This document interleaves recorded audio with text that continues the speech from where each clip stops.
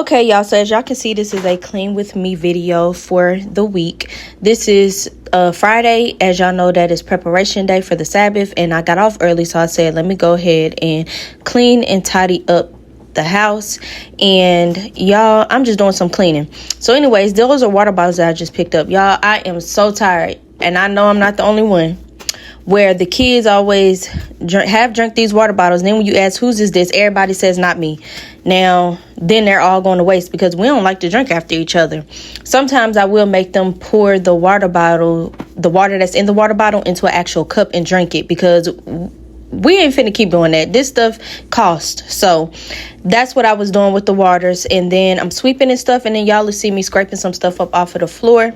But pretty much I'm just cleaning and going over the floor and stuff in the living room, the bathrooms, and that's pretty much it, because I didn't really have much to clean. I was just trying to straighten up.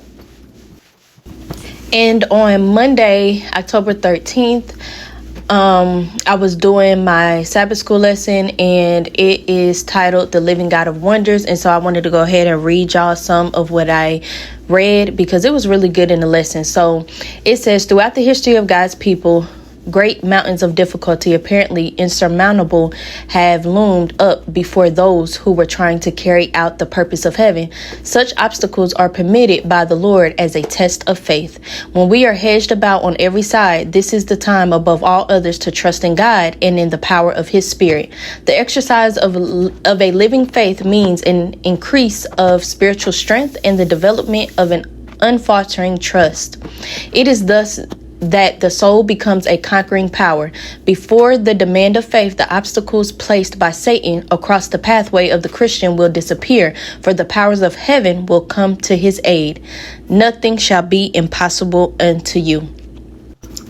The way of the world is to begin with pomp and boasting. God's way is to make the day of small things the beginning of the glorious triumph of truth and righteousness. Sometimes He trains His workers by bringing to them disappointment and apparent failure. It is His purpose that they shall learn to master difficulties. Often men are tempted to falter before the perplexities and obstacles that confront them. But if they will hold the beginning of their confidence steadfast unto the end, God will make the way clear. In order to succeed in such a conflict, they must come to the work in a different spirit. Their faith must be strengthened by fervent prayer and fasting and humiliation of heart. They must be emptied of self and be filled with the Spirit and power of God. Earnest persevering supplications to God in faith. Faith that leads to entire dependence upon God and unreserved consecration to His work.